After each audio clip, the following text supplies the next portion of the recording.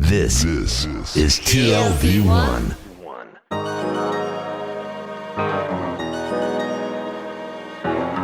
The Tel Aviv Review. Hello and welcome to the Tel Aviv Review, a program dedicated to the word, to the thought and to debate. I'm your host, Gilad Halpern, and every week I'll be engaging in close encounters of the intellectual kind with writers, researchers, documentary filmmakers, and other people of all trades and vocations who have done something to make our lives a tad more interesting. I'm now joined here in the studio by Dr. Danna Piroyansky. She's a historian and author of Ramle Remade, the Israelization of an Arab Town, 1948 to 1967. Was recently published in English by Pardes. Now, up until Israel's War of Independence, Ramle was a Palestinian city in the southeastern coastal plain, not far from where Ben Gurion Airport is today, about 25 kilometers southeast of Tel Aviv. It was conquered by Israeli forces in July 1948 and soon thereafter was inhabited by newly arrived Jewish immigrants and gradually turned into one of Israel's mixed cities, in inverted commas, and we're here to talk precisely about that process. Hello, Danna, and welcome to the Tel Aviv Review. Hello, thank you. So, Ramle isn't Israel's only mixed city. What can you tell us about that category, about the policies, the politics that made it become one? I think to begin with, the inverted commas that you mentioned just now is a right way of looking at it, because it's such a complex and pregnant with meaning term that it needs to be analyzed very carefully. The concept of being a mixed town or a mixed city, a term that we don't really see when we discuss other such similar towns and cities throughout the world, is indeed very complex, because it can reflect various degrees of a divide or a shared space or a polarized space even. I mean, it really depends on how you feel that picture. Mm-hmm. In the case of Ramle, as you said, it's a city that was Palestinian, was Arab before 1948, unlike some of the other towns and cities in Israel. For example, Haifa, that was its socio-demographic mixture was indeed more versatile than Ramle's and it or preceded 1948 as well. Exactly, exactly because of that. And so when we discuss Israeli mixed cities, we must begin first of all with the term of mixed city, and really, I'm not sure, it has been criticized a lot in researchers But I want to perhaps enter the mind of the leadership of Young Israel in 1948. Mm-hmm. What were they thinking? What was their ultimate goal by deciding that Ramle and the other mixed cities would become that? Mm-hmm. First of all, it was a town, I think, as they saw it, just waiting for someone to come and take over. A lot of most of the original population escaped or was expelled or both, and so the Jewish Israeli authorities saw empty houses for a lot of immigrants that were coming in, and actually an opportunity to. But there are other examples. Mm-hmm. For example, Tiberias, which was also 100% Palestinian and was emptied. Mm-hmm. I'm using a neutral term here. Very neutral. as much as I can. And then became 100% Jewish after 1948. And the case of Nazareth, for example, that saw the construction of a nearby sister city that was Jewish. So the concept of mixture wasn't applied throughout the country. I don't think there was necessarily a master plan here in the sense of, a plan that needs to be implemented throughout the country. I think that a lot of decisions were taken ad hoc and dependent on what happened, what really was on ground. And Ramle, because of its centrality, for example, because of its location, and because of the fact that Palestinian, Arab, some of the Arab population either stayed or returned. Mm-hmm. All these were factors that needed to be taken into account when decisions were made. And not all the time decisions were actually made. Sometimes, and we see it very, very clearly in Ramle, things happen, just because they happen, just because certain individuals came and decided that something will either happen or not happen. Mm-hmm. And so we have a lot of interesting examples with this. Squatters, for example, that come, individual people who want to find a place, and they're not being given a house, an abandoned house in inverted commas, and they take it, they take the matters to their own hands and decide. So it's the idea of a minutely planned program, or it's a mega idea, is not. I don't think it's always valid. I think things were decided on the ground. So let's focus on the micro history, as it were. Who were those people who arrived in Ramle in 1948, and what did they see, and what was what were the practices of redefining the community? Mm-hmm. In November 1948, the first group of Jewish immigrants who arrived were immigrants from Bulgaria, and they were referred to Ramle.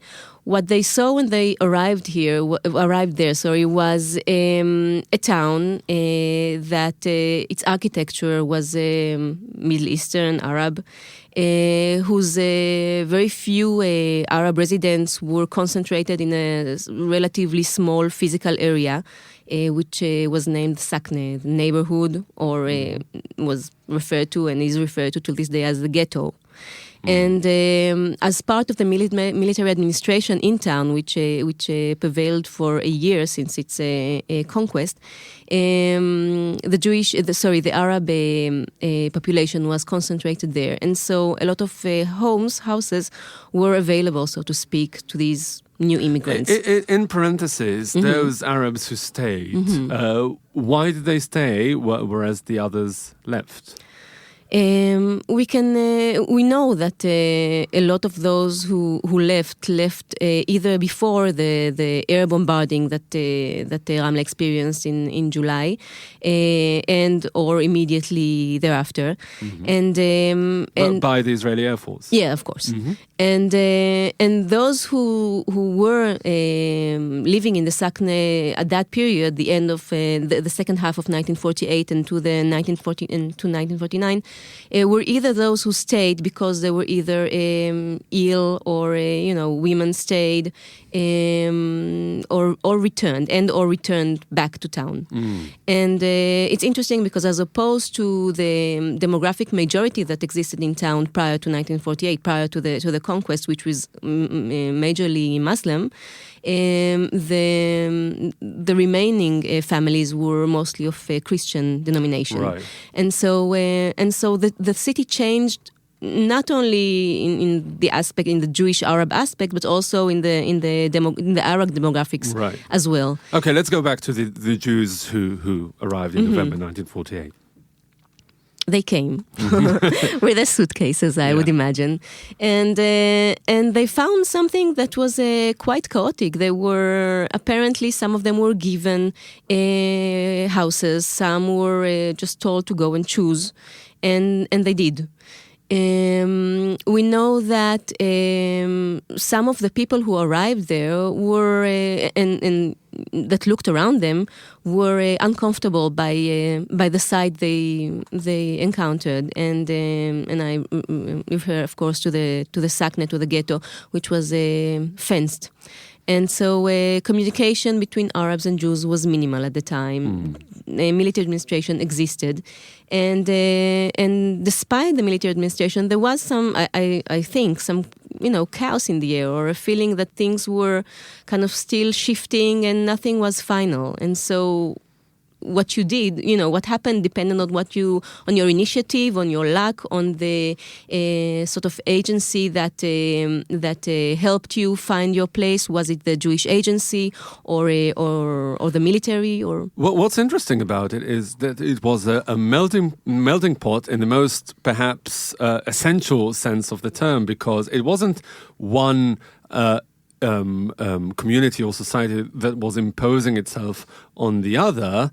There were both people who underwent some sort of new socialization process. Either there were the Arab Palestinians who had to face the new context of an Israeli state, or immigrants who also knew relatively nothing about the new homeland. Mm-hmm. It's true, although I'm not sure that their positions are really comparable, in the sense that some stayed and other stayed and experienced very different circumstances than what they used to, materially and socially, politically, of course, whereas others, despite the difficulties, were given new opportunities, and they had their difficulties, obviously, but it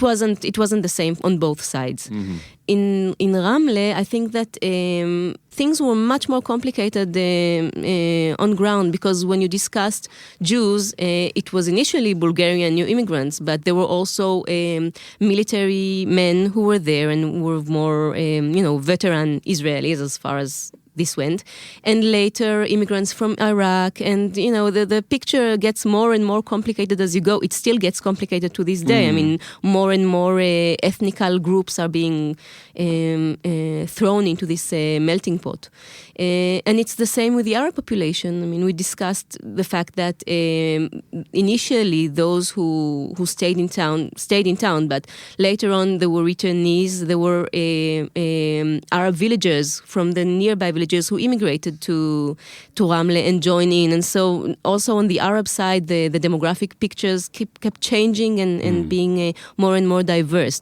So putting it in terms of two sides, I think, simplifies the. Mm-hmm. So that brings me to my next question, because unlike your predecessors who studied this question, you use the term Israelization rather than Judaization of the city. Mm-hmm. Can you elaborate on this a bit?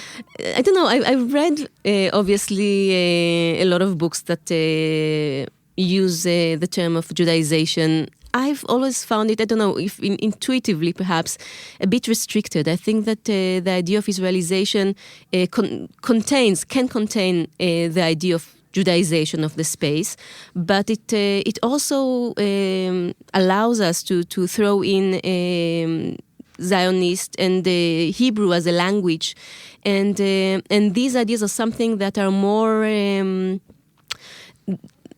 They're more open-ended, or the term Israelization, as I would like to use it, is kind of an umbrella term for many things. Besides the question of faith or that aspect of identity. This is not to say, of course, that Israelization at that time, or perhaps even now, was something that is closed or well-defined. Or the truth is, it was none of those, and it has been, and it still is, an open-ended process. And what can you tell us about this process, both at the symbolic and the tangible level? Well, in the book, I discuss several aspects of this process. It's interesting because I found that they have kind of a spatial resonance and chronological one as well. And so we can see at the very early stage of Israelizing Ramle,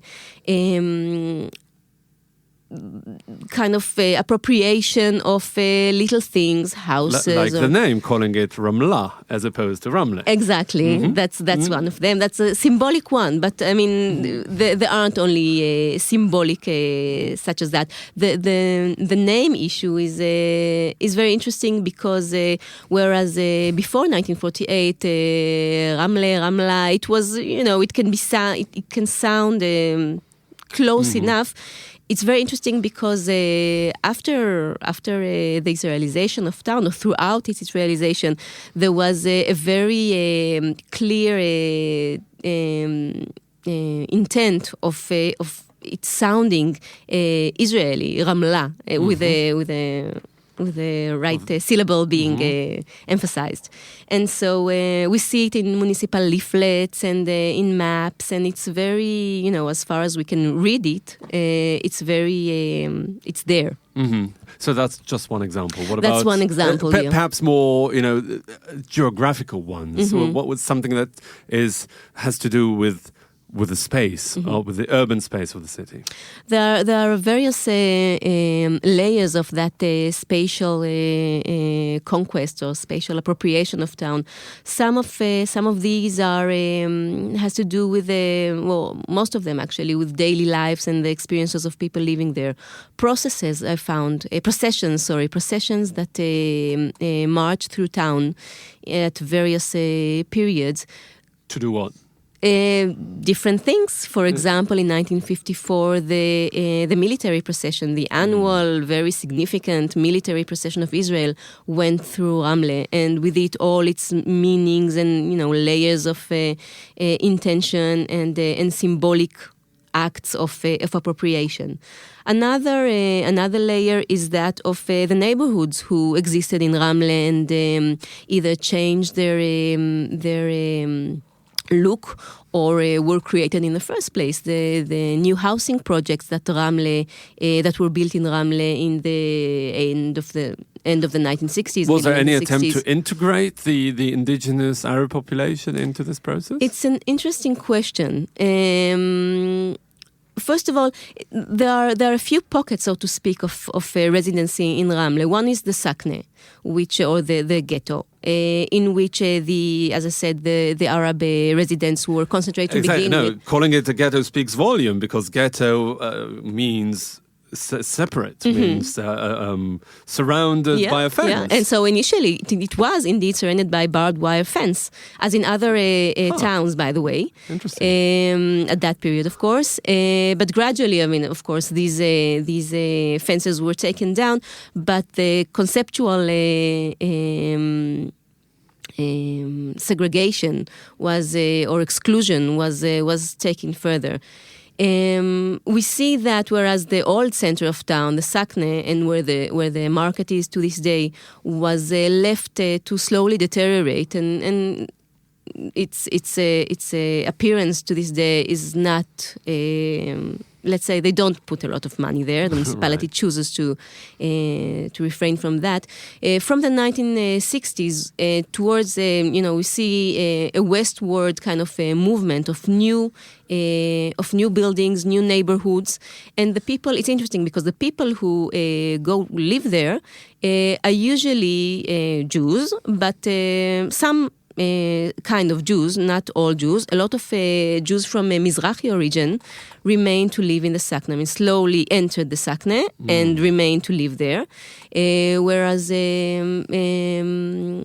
Ashkenazi Jews either left town completely or went to live, were able to buy because they're in a higher social class. Yes, indeed.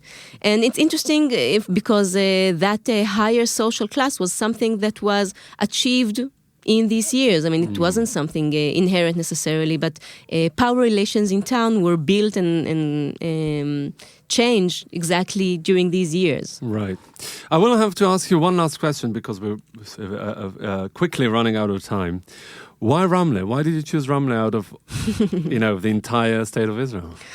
Well, first of all, this book and the research project was part of an international project that involved Israeli and German researchers, and was meant to discuss questions of appropriation and immigration in post-war areas, and it was, the project discussed Israel / Palestine, Czechoslovakia, and Poland.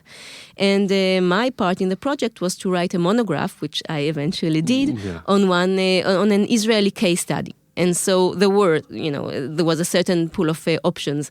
Ramle was very attractive because no one wrote on it in the last 50 years or so. Wow. The previous book on Ramle was an invited, kind of municipally invited historical overview that was written in 1961, if I'm correct, by Ze'ev Vilnai.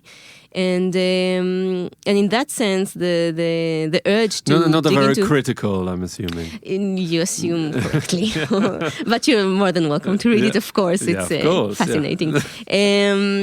So digging into undug material was very appealing. My family, interestingly enough, when my grandparents came from Argentina to Israel, they were referred to live in Ramle. They didn't stay there for very long, but nevertheless, we have some kind of family affinity to the absolutely. place. You're a local patriot. Dr. Danna Piroyansky, historian and writer of Ramle Remade, the Israelization of an Arab Town, 1948 to 1967, that was recently published in English by Pardes Publishing. Thank you very much for coming in today. Thank you. It was a pleasure. Thank you very much for listening. Also, big thanks to the technical producers of this show, Leo Peleg, Adam Scher, and Sagi Gorali Ventura. Join us again next week for another edition of the Tel Aviv Review. Until then, do not forget to follow us on Facebook and Twitter. And do not hesitate to get in touch, Gilad Jayaledi at tlv1.fm with your comments and suggestions. Thank you very much. I hope to be joined by you again next week. And until then, goodbye.